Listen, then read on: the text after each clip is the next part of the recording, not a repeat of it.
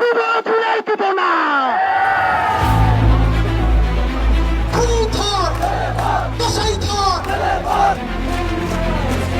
বাংলাদেশের ছাত্র জনতা এবং জুলাই যোদ্ধাদেরকে নিরাপদে রাখতে এই কসাই খুনি লীগের কমিটিতে থাকা প্রত্যেককে অতি সত্বর গ্রেফতার করতে হবে।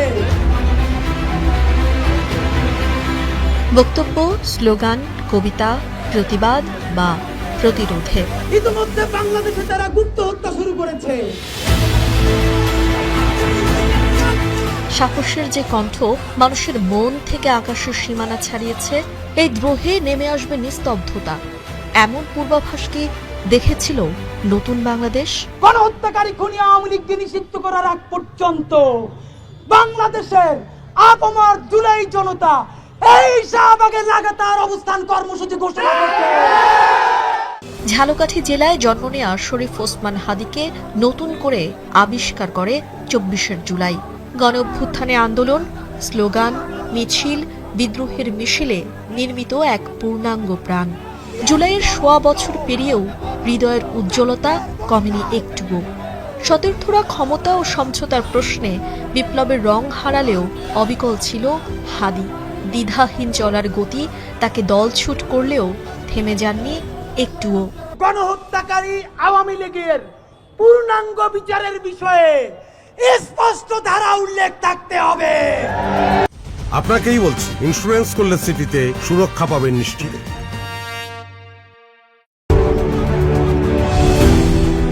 জুলাই গণ অভ্যুত্থানে অংশগ্রহণকারী ছাত্র জনতার অভিজ্ঞতা ও দাবির ভিত্তিতে নিজেই প্রতিষ্ঠা করেছেন সাংস্কৃতিক ও রাজনৈতিক প্ল্যাটফর্ম ইনকিলাব মঞ্চ।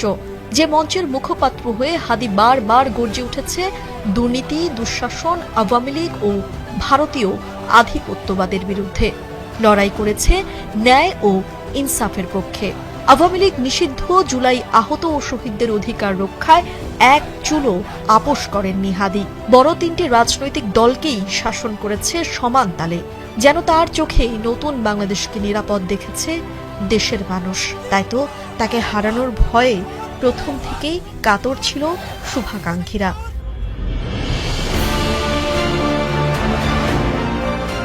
নির্বাচনে স্বতন্ত্র প্রার্থী হয়ে স্বতন্ত্র চরিত্রে উদ্ভাসিত হয়েছেন জুলাই বিপ্লবের অন্যতম প্রধান নায়ক হাদি। মুড়ি বাতাসা হাতে নিয়ে ছুটে গেছেন মানুষের দরজায়। নির্বাচনী খরচ জোগাতে নিঃসংকোচে হাত পেতেছিলেন মানুষের কাছে, যা তাকে মানুষের হৃদয়ের অন্তরালে গভীরভাবে লেপ্টে দিয়েছে। লাখো জনতার হৃদয়ের স্পন্দন। বহমান জীবনকে বাড়তি পাওয়া ভেবেই শত হুমকি মাখেন নিঙ্গায়। বারবার বলেছেন বুলেট ছাড়া কেউ তাকে থামাতে পারবে না। সত্যি তাই হয়েছে। একটি গুলি হাদির মস্তিষ্ক ভেদ করে রক্ত ছড়িয়েছে বাংলাদেশের বুকে। তাই তো তীক্ষ্ণ সমালোচকও হাদিকে ফেরাতে হাত তুলেছে। গুলিবিদ্ধ হাদির সুস্থতায় কেউ ছিল না পিছিয়ে। ঢাকা মেডিকেল থেকে এভার কেয়ার থেকে সিঙ্গাপুর, উড়ন্ত এয়ার অ্যাম্বুলেন্সের সঙ্গে সঙ্গী হয়েছিল কোটি মানুষের প্রার্থনা।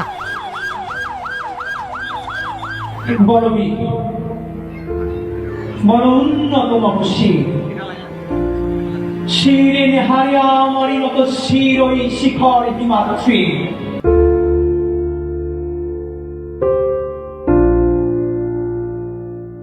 বীরের বেশে যে বারবার ফিরতে চেয়েছে সৃষ্টিকর্তার কাছে, কে ফেরাবে তাকে?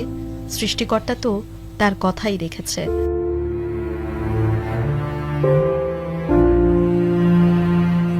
মাথার খুলি এফোর ওফোর হয়ে যাওয়ার পরও মানুষের সীমাহীন ভালোবাসায় কি হাদিকে কটা দিন আটকে রেখেছিল আমাদের পৃথিবীতে?